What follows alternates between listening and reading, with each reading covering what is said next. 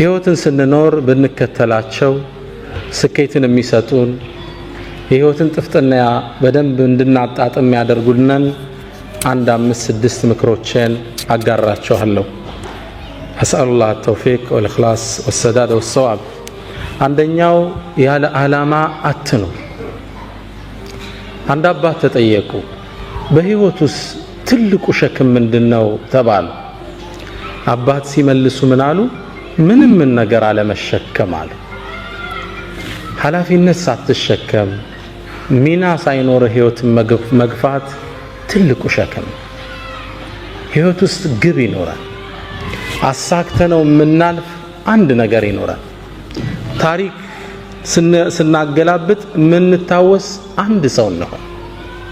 وكن رجلا إن أتوا بعده يقولون مر وهذا الأثر ሰውሁን ሰዎች ካንተ በኋላ ሲመጣ መረ ይሄው በዚህ አልፏል የሚሉት ሰውሁን وهذا الأثر ፋናው ይሄ አይደል እንዴ? አቋቁሞት የሄደው ኢንስቲትዩሽን ገንብቶት የሄደው መስጂድ ያስመረቀው መርከዝ ፋና ምድር ላይ ይታይ። ዝም ብለህ እንዳታልፍ።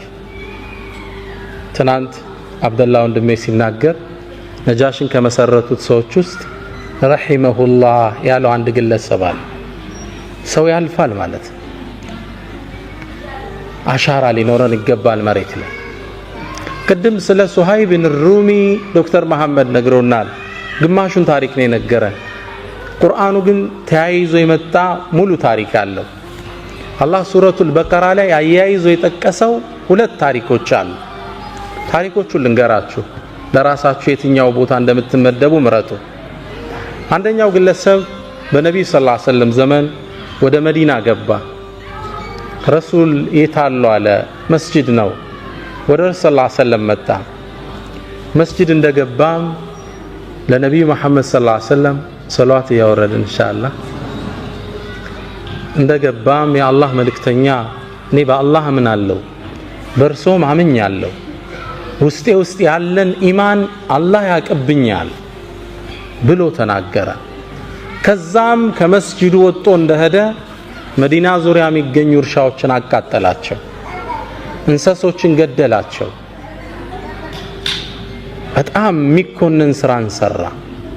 አላህ ክስተቱን ያየው ነበርና ይህ መጥፎ ሞዴል የህይወት ግቡ የተዛባበትን ግለሰብ እንደ ሳምፕል አላህ ቁርአን ላይ ጠቀሰልን። ወሚን الناس አለ፣ ከሰዎች ውስጥ አለ من يعجبك قوله في الحياة الدنيا በዱንያ ህይወቱ ላይ ንግግሩ የሚገርም የማይተገብረውን የሚያወራ ويشهد الله على ما في قلبي ደግሞ የድፍረቱ ውስጤ ኢማን አለ እያለ አላህን ያስመሰክራል። እኔ ልንገር መሐመድ وهو ألد الخصام ድንበር ያለፈ ተከራካሪ። وإذا تولى ካንተም ዞር ብሎ ሲሄድ ያረጋውን ልንገር سعى في الأرض መሬት ላይ ሮጠ ليفسد فيها መሬት ሊበክል ويهلك الحرث والنسل ዘርንና አዝርዕትን ሊያጠፋ የተንቀሳቀሰ ሰው ነው። ይህ ሰው በመጥፎ ሞዴል አላህ ጠቀሰው ቁርአን ላይ። ከዛው ስራ ያይዞ አላህ አንድ ታሪክ አስከተለ። ግለሰቡ ቁረይሽ ውስጥ ቢኖር ሱሃይብ ብን ሩም የሚባል ወጣት ነው። በነብዩ ሰለላሁ ዐለይሂ ወሰለም አምኗል፣ ወዷቸዋል፣ ወደ እርሳቸው ለመሰደድ ጓጉቷል። ቁረይሾች ግን ሊለቁት ፍቃደኛ አይደሉም። አንድን አሳቻ ጊዜ መረጠና ወደ መዲና ስደት ሾልኮ ወጣ። ሲወጣ ግን ቁረይሾች ደረሱበት። ሄደን መያዝ አለብን ብለው ተሰልፈው ጦር አዘመቱበት ፈረሰኞችን። መንገድ ላይ እየሄደ እያለ ተከበበ። ሱሃይብ አሉት ጅእተና ስዕሉከን ደሃ ሆነ መጠህልን መካ ውስጥ ሀብትን አጠራቅመህ ወደ መሐመድ ትሄዳለህ እንዴ? ይህም አይታሰብም አሉት። ዱንያን እንደፈለጉ ተረዳ። እናንተ የቁረይሽ ሰዎች ሆይ ቀስተኛ መሆኔን ታቁኛላችሁ። ጀርባዬ ያሉ የቀስት ጦሮች እስኪያልቁ ድረስ እርስ አንድ ባንድ ገላችኋለሁ። መንገዴን ልቀቁ አላቸው።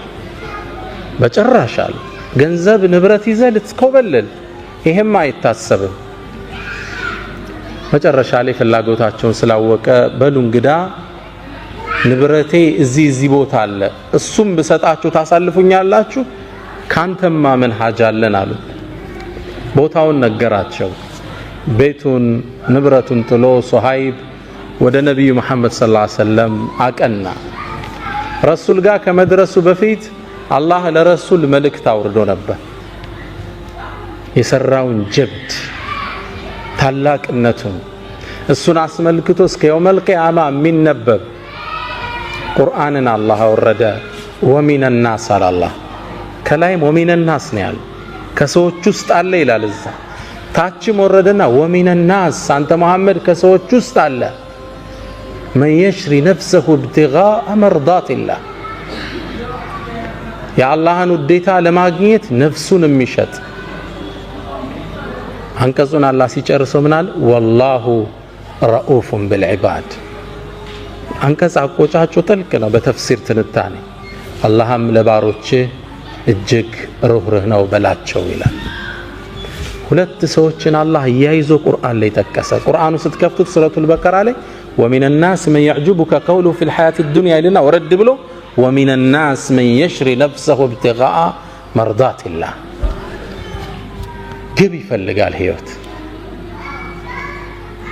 بهيوت قزوات الله يمجمرا وتمرتي قب علامة ينورا الناس النسو علامة አቅማችንን የመጠነ ችሎታችንን ያማከለ የሆነ ግብ ይኖራል ለኢስላም የማይሆን ነገር የለም ابن كثير አንድን ታሪክ ይጠቅሳሉ ታሪኩ ይገርመኛል አንዴ በኸሊፋዎች ዘመን የዛሬ 800 ዓመት አካይ መሆኑ ነው አንድ የአገሪቱ አስተዳዳሪ አንዲት ሴትን መንገድ ላይ በርሱ ዘበኞች አሳፍሶ ሲያስገባት አንድ ግለሰብ ከመስጂድ ሰው ጣየውት ይላል እቺን ሴት በግዴታ ወስዶ ከተታት መጥፎ ነገር ሊሰራባት እንደሆነ አውቄያለሁ ወደ ቤቱ ተጠጋውና እባክህን እቺን ልጅ ልቀቃት ስለው ሊለቅ ፈቃደኛ አይደለም እንዴት እቺን ልጅ ጥያት እሄዳለሁ ሴት ልጅ ነች አቅም የላት ሊያበላሿት ነው ይሄን አይቼ ባልፍ አላህ ይቆጣኛል መልቀቅ አለብህ ብዬ ተታገልኳቸው መጨረሻ እኔንም ስበው ከተቱና ጨርቅ አርጋው አወጡኝ ይላል በጣም መቱኝ ቆሳሰል ከዛም ለራሴ ምክንያት ሰጠው እንግዲህ የቻልኩትን ታግያለሁ አልሆነልኝም አደማምተውኛል ወደ ቤቴ ልሄዳለሁ እርምጃ እንደጀመርኩ ልጅቷ አሳዘነች ስለዚህ ምን ላረግ እችላለሁ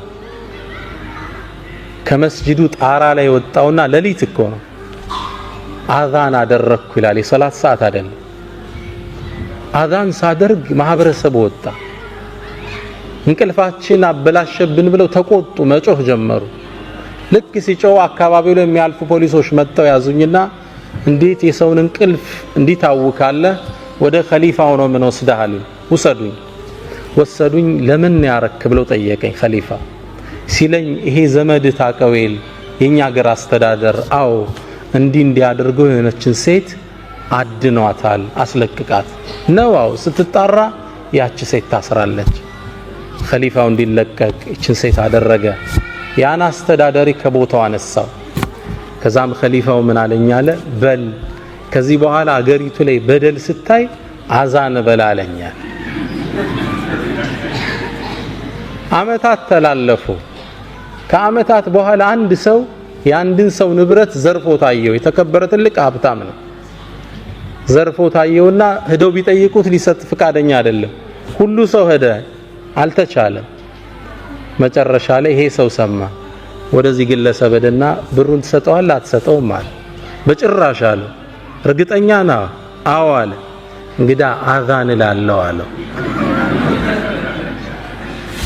ግለሰቡ ንብረቱን አወጣና ለሰውየው መለሰለት የህይወት ግቡ ምንድነው እዚህ ሰው አዛን ይያለ በደል ማስወገድ አናሳንሰው ህይወትን ግብ ትልቅም ነገር ማለት አይደለም ብቻ አሻራ ይኖራል ትንሽ ሚና ይኖራል በህይወት መንገዳችን ላይ ዱ ሞስታ ፕላኔራ ቢያል በእናንተ ቋንቋ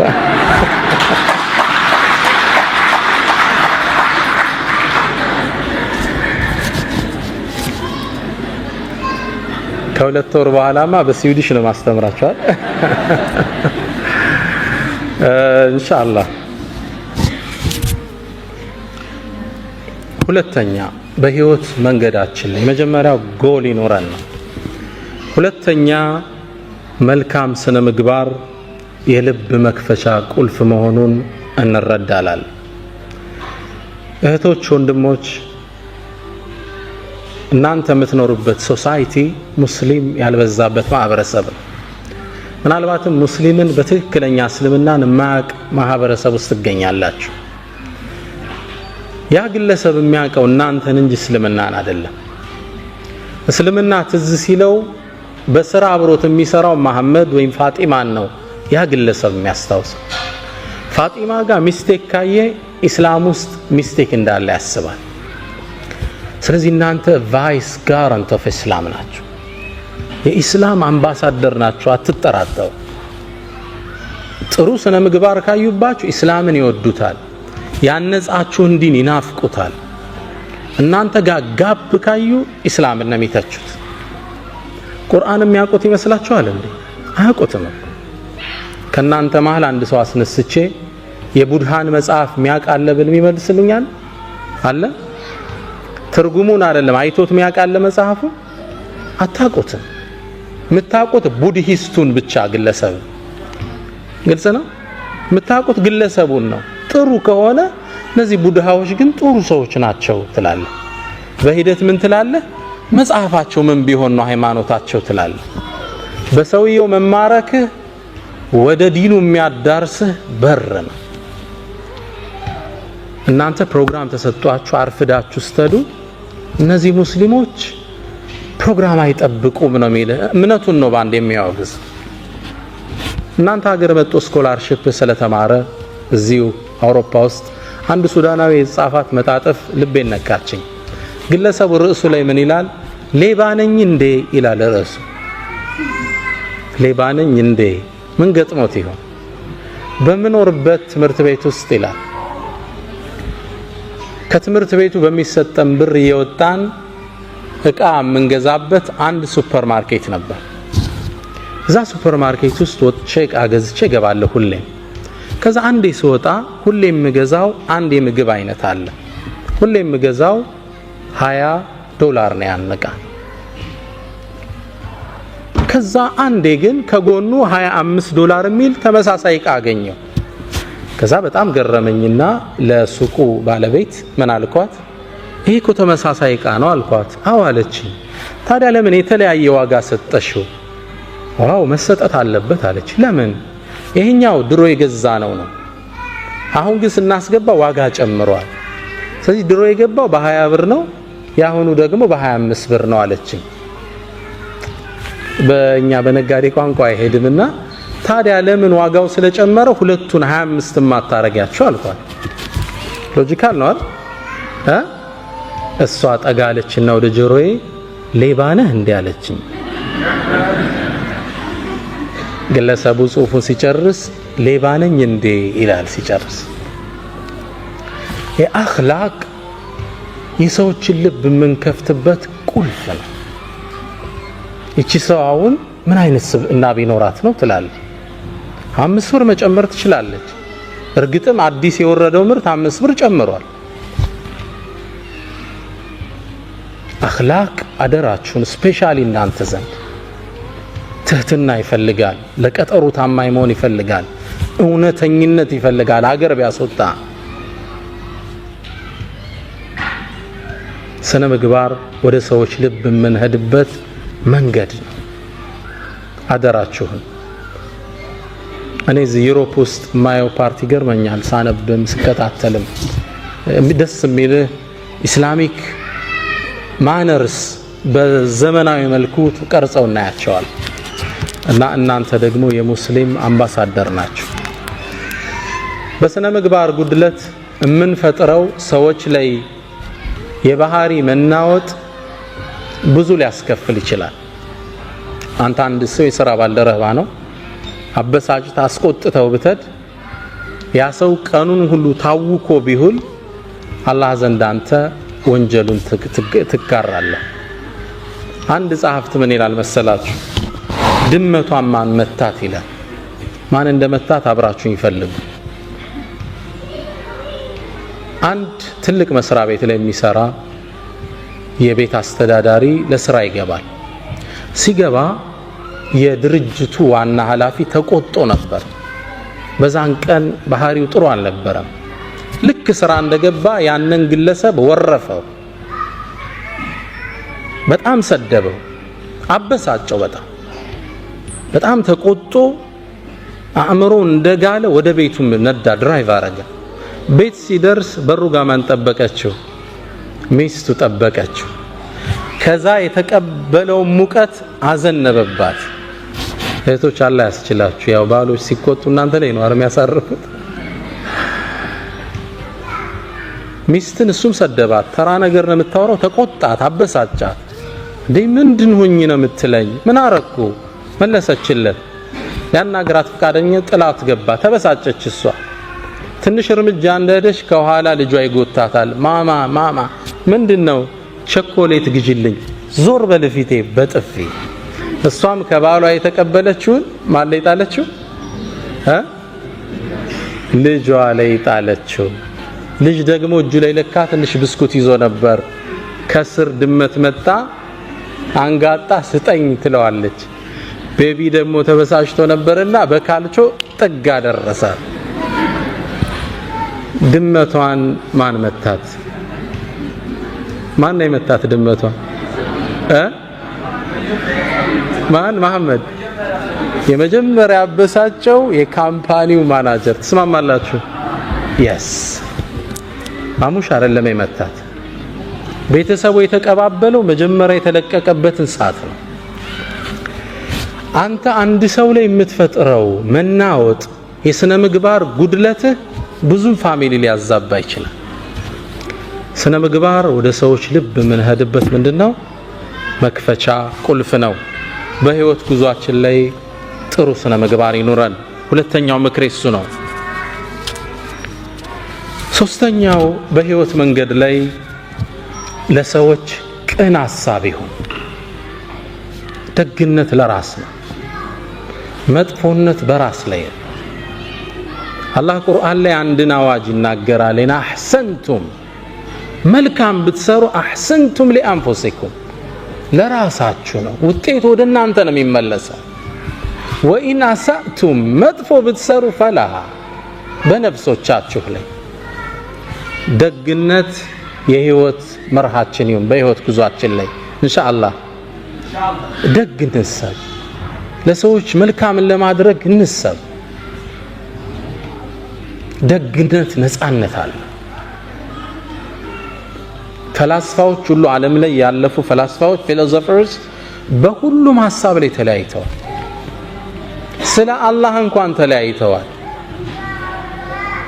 የነ ኒቼን መጽሐፍ ብታነብ ጋድ ኢዝ ዴድ የሚለውን ሐሳባቸው መፋለስ ታየዋል። በአንድ ሐሳብ ላይ ግን ተስማምተዋል። እርካታ የሚገኘው ከመስጠት እንጂ ከመቀበል አይደለም። ብዙ ብር ስታገኝ ይመስላል እርካታ የምታገኝ፣ ከመስጠት ነው ሃፒነስ ያለ። ደግ በህይወት ጉዟችን ላይ ደግ ሰው ነው። ለሰው ቅን እንሰብ። የሥራ ቫካንሲ አየህ፣ ስራ ላይ እንትና እኮ ስራ የለውም፣ ደውለህ ጥራው። እህቴ የሆነ ጥሩ ሰው አየሽ፣ እገሌ እኮ ለእንትና እንዲህ ሊሆናት ይችላል። ቅን ማሰብ ለሰው። ለሁለቱም የቁርአን አንቀጾች ሁለት ምሳሌ ልስጣችሁ። ኢና አህሰንቱም ሊአንፉሲኩም፣ ደግነት ለራስ ነው። ዶክተር ራቲብ ነቡልሲ ያወሩት ታሪክ ነው። እርሳቸው ስላወሩት ነው እኔም ታሪኩን ምደግመው። አንዴ ይላሉ አንድ የመስጂድ ኢማም ኸጢብ አሰጋጅ ናቸው፣ ትልቅ ዓሊም ናቸው። በህልማቸው አንድ የሚገርማቸውን ህልም አዩ። በህልማቸው ያዩዋቸው ነብዩ መሐመድን ሰለላሁ ዐለይሂ ወሰለም። አላህ ሁላችንን ይወፍቀን ኢንሻአላህ። ነብዩ መሐመድ ሰለላሁ ዐለይሂ ወሰለም ሐዲስ ላይ እንደሚሉት መን ረአኒ ፈቀድ ረአኒ ፈኢነ ሸይጣነ ላ የተመሰሉ ቢ፣ እኔን ያየኝ አይቶኛል፣ ሸይጣን በእኔ መመሰል አይችልምና ይላሉ። አላህ እርሳቸውን ከሚያዩት አላህ ያድርገን። በህልም ይህ የመስጂድ ኢማም አዩአቸው። ነብዩ መሐመድ ሰለላሁ ዐለይሂ ወሰለም አንድን ኃላፊነት ለግለሰቡ ሰጡት። ከመስጂዱ ጥግ የሚኖር እገሌ ገሌ የሚባል ሰው አለ፣ ሂድና በጠዋት ቤቱ ፈበሽርሁ አነሁ ጃሪ ፊል ጀና፣ ጀነት ውስጥ ጎረቤቴ እንደሆነ ንገረው። ከባድ ብስራት ነው አይደል? ኢማሙ ከእንቅልፍ ነቁ። ይሄን ብስራት እሳቸውም ዓመታት ያሰገዱት አላገኙት። ስንት ሰው ያስተማሩ የነብዩ ጓደኝት በጀነት ጓደኛ ማን ይሆን ግለሰቡ? ወደ ቤቱ አቀኑ። ቤቱን ሲያንኳኩት መስጂድ ላይ በርቀት የሚያውቁት አንድ ግለሰብ በጣም ተገረሙ። እኔ አንድን ነገር ልነግርህ ነው የመጣው አሉት። ምን ብትሰራ ነው? ረሱል ሰለላሁ ዐለይሂ ወሰለም በጀነት ጎረቤታቸው እንደሆንክ እንድነግርህ ላኩኝ። ምን የሰራኸው ኸይር ስራ አለ አሉት። ግለሰቡ ምን አለ? ምን ኸይር ስራ አለኝ ብላችሁ ነው? ምንም የለኝም በጭራሽ። አንተና አላህ የምታውቁት ትልቅ ምስጢር አለ፣ በአላህ የሆነብህ ንገረኝ አሉት። ግለሰቡም ሼህ ያው ሀያ ያዘው፣ ከጠቀመውት አንዲት ስራ አለችኝ እሷን ላጫውታችሁ ንገረኝ አሉት። አንዲት እንግዲህ ሲኖር ለጋብቻ ወሰነና አንዲትን ወጣት ለጋብቻ አጫዋት ይላል። ሳገባት ንጹህ ሴት ናት ብዬ ነው። ነገር ግን ማላቀው ታሪክ ነበራት ልጅቱ። ባገባዋት በ4 ወር ውስጥ ልጅቱ አጋጣሚ እርጉዝ ነች። ያረገዘችው ከሌላ ነው፣ አላህ ይጠብቃችሁ ኢንሻአላህ። ግን ትዳር መስርታለች። በጣም ምጥ መጣኛለች። የት ነው ያረገሽው? በጣም ፈራች፣ አለቀሰች፣ ተጸጸተች፣ አፉ በለኛለች። ግን ተበሳጭቻለሁ። መጨረሻ ላይ ራሴን 2 አማራጭ ላይ ያገኘሁት። አንድ እቺ በዝሙት ያረገዘች በጣም ማትረባ ተራ ሴት ብዬ ለቤተሰቦቿ መልሼ አካባቢው አይን ላፈር እንዲላት ማድረግ አንድ አማራጭ። ሁለተኛ ደግሞ ተሳስታ ነው እቺ ልጅ ወጣት ነች። እዚህ በህይወት የሆነ አጋጣሚ ተሳስታለች፣ ተጸጽታበትም አለች። ለተውበት ልገዛት 2 አማራጭ ራሴን አገኘሁት። ነፍስያዬን ተጫንኩና ወደ ተውበት በመራት ይሻላታል ህይወቷን ከማበላሸው ብዬ ወሰንኩ። ግን ልጅ ሊወለድ ነው፣ ካገባት ገና 4 ወሩ ነው። እንዴት አርጎ ያምልጥ ከዚህ ውስጥ? መጨረሻ ልክ የወለደች ጊዜ ማንም እንዳያቃርብ እንደተወለደ ልጁን ህፃኑን ይዤው ወደ መስጂድ ሄድኳል። ባለቤቱ መውለዱን ሰው ያውቅ። ልክ ሰው ኢሻ ሶላት እንዳለ ሲገባ ውጪ ላይ በፎጣ ጠቅል ያስቀምጨው ሶላት ገባ። ልጁ የውጩን ብርድ አልቻለምና እየሰገድን ማልቀስ ጀመረ። በጣም ያለቅሳል። ገና ለጋ ህፃን ልጅ ነው። በጣም ሲያለቅስ ሰው ሶላት እስኪያሰላምት ቸኩሏል። እንዳሰላመተ ሩጦ ሲወጣ ህፃን ልጅ ተጠቅልሎ ፎጣ ያለቅሳል። ማን ነው ጥሎብን የሄደ? መራገም ጀመረ። ከዛ መሃል ብቅ አልኩና ይሄን ልጅ ወስዶ ሊያሳድገው መሃላችሁ ሚችል ሰው አለ አልኳቸው። ልጆቻችንም አልቻልነ ደግሞ ገና ሚጠባ ህፃን ልጅ እንውሰድ እንዴ? ምን ነካህ አንተ? ከዛ ቀበል አደረኩና ማህበረሰቡ እየሰማኝ እኔ ታውቃላችሁ ባለቤቴ አሁን ያገባዋት ልጅ የለኝም፣ የቤተሰብ ጫና ስለሌለብኝ ይሄን ልጅ ወስጄ አሳድገዋለሁ አላቸው። ግልጽ ነው። ትልቅ ኢማን ይጠይቃል። ከባድ ነው። ህፃኑን ተሸከመና ወደ ቤቱ ይዞት ተመለሰ። የአካባቢው ማህበረሰብ የሚያውቀው ምን ብሎ ነው? ወድቆ የተገኘ ልጅ ያሳደገ ደግ ሰው ብሎ ያውቀዋል። ልጅቱን አስተውብቶ ዳግም አገባት።